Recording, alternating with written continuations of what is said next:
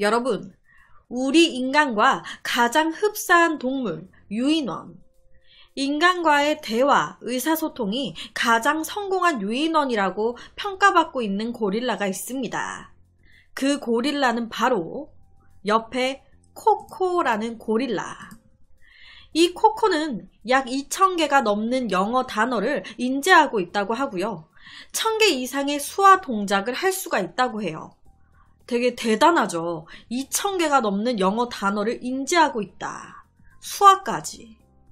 감정 표현도 굉장히 능숙하다고 합니다. 뭔가 사람과 같이 느끼고 하는 거예요. 기쁠 때나 무엇이 필요할 때 사람한테 스스로 수화로 말을 걸곤 했다는데, 이런 코코가 나 지금 너무 슬퍼 라고 말하던 순간이 몇 번 있었다고 해요. 이 코코는 1971년 미국 샌프란시스코 동물원에서 태어났습니다. 그 후에 이 코코가 어릴 때 전문가가 우연히 몸짓으로 말을 걸었는데, 이 몸짓 언어를 이 코코가 쉽게 알아듣는 거예요. 뭔가 애 똑똑한 것 같은데. 그래서 어릴 때부터 본격적으로 수화를 배우게 된 거예요. 수화를 배운 지 약 2년 만에 이 코코는 150여 개의 단어를 이해하는 수준까지 됐습니다. 이해한다 라는 게 정말 대박인 것 같아요. 코코와 사람 간의 의사소통이 어느 정도 가능하게 되자 이 코코는 이런 말을 했었다고 합니다. 인간을 사랑한다고, 지구를 보호해달라고. 이 지구라는 게 사람이 정한 단어잖아요. 지구라는 단어. 이거를 코코도 이런 걸 지구라고 하는구나 라는 걸 알고 이해해서 사람한테 지구를 지켜달라 얘기를 했다는 게, 지켜준다라는 그런 것도 이해하고 얘기를 했다는 게 대박인 것 같아요. 거기다가 어느 날 이 코코가 새끼를 가지고 싶다고 이런 말도 했었대요. 그래서 이때 전문가가 그러면 같이 자란 수컷 고릴라는 어때? 라고 물었었다고 합니다. 그랬더니 이 코코가 걔는 동생이라서 안 돼 라면서 딱 거절 의사를 명확하게 표시했었대요. 대박이지 않아요? 그냥 아무것도 모르는 동물은 동생이든 뭐든 막 좀 그런다고 하잖아요. 그래서 사람도 좀 이상한 이해 못할 행동을 하게 되면 이 동물 같은 새끼 그러잖아요. 그런데 이 코코는 걔는 동생이라서 안 돼, 난 연상이 좋아, 뭐 이런 식으로 걔가 동생이다라는 그런 인지가 있었던 거예요. 그래서 이때 이 전문가분이 이 코코가 아기를 너무 가지고 싶어 하니까 주인 잃고 돌아다니는 이 고양이 한 마리를 코코한테 선물을 해줬었다고 해요. 그랬더니 이 코코 정말 너무 좋아했대요. 그리고 스스로 이 고양이한테 올볼이라는 이름까지 지어주고 정성껏 돌봤었다고 합니다. 정말 지 새끼인 양. 너무 신기하죠? 정말 사람이에요. 이 코코는요, 올볼이라는 이 고양이를 키우면서 나는 회색 털뭉치를 사랑해 라는 말을 굉장히 많이 했었다고 하는데, 하지만 안타깝게도 이 올볼이라는 고양이 6개월 만에 교통사고로 죽었대요.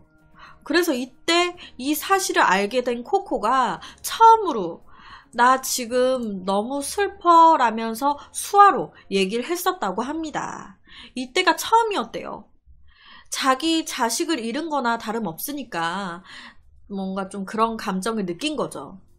온몸으로 울다, 슬프다, 아프다 등을 표현을 했었다는데, 코코는 2001년 미국의 영화배우인 우리나라에서도 굉장히 유명한 로빈 윌리엄스와도 각별한 사이였다고 합니다.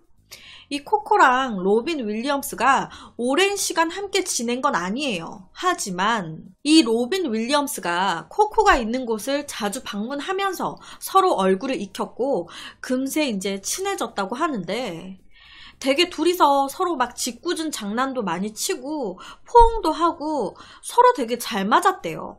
금방 친구가 됐다고 합니다. 그런데 얼마 후에 이 로빈 윌리엄스가 세상을 떠났다는 비보를 코코가 듣게 된 거예요.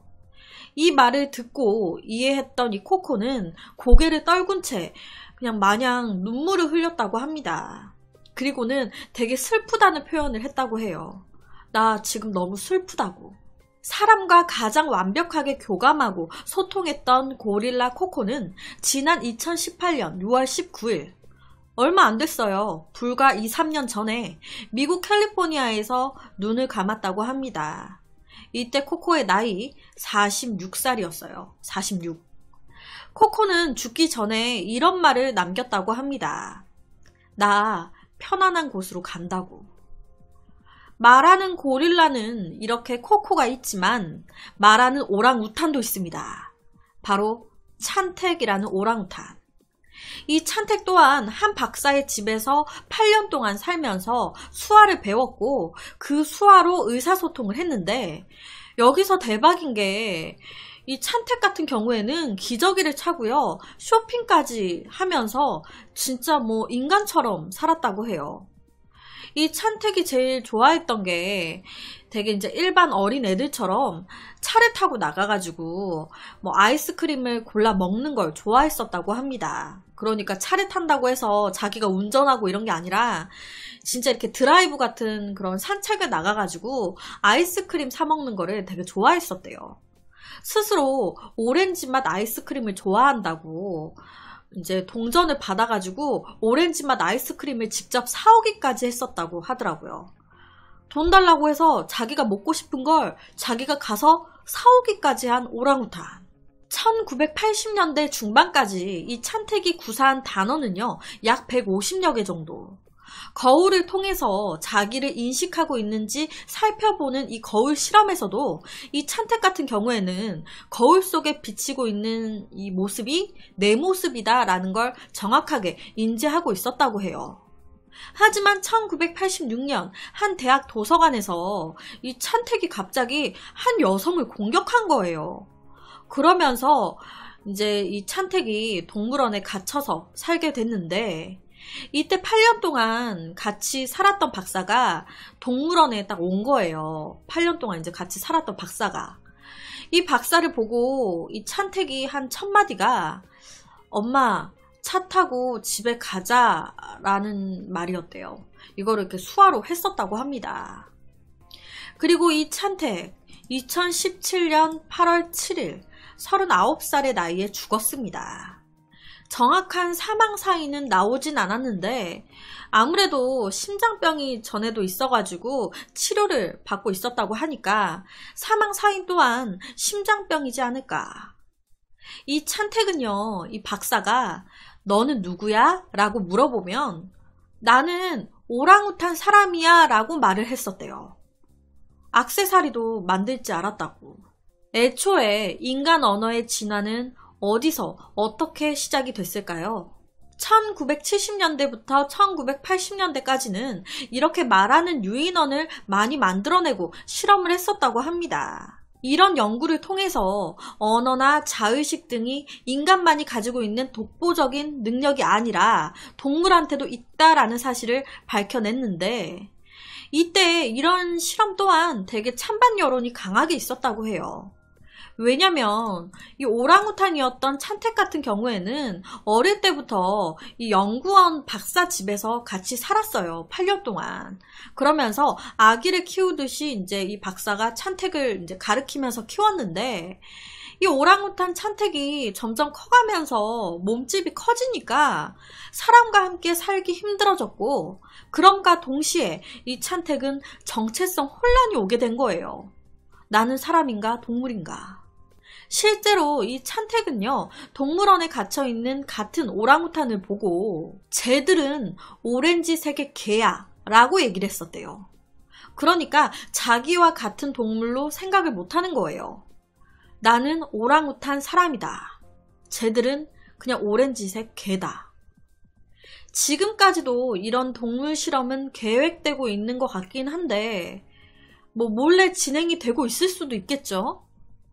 고릴라 코코와 오랑우탄 찬택처럼 동물도 감정이 있고 슬픔과 기쁨을 느낄 수 있다는 거.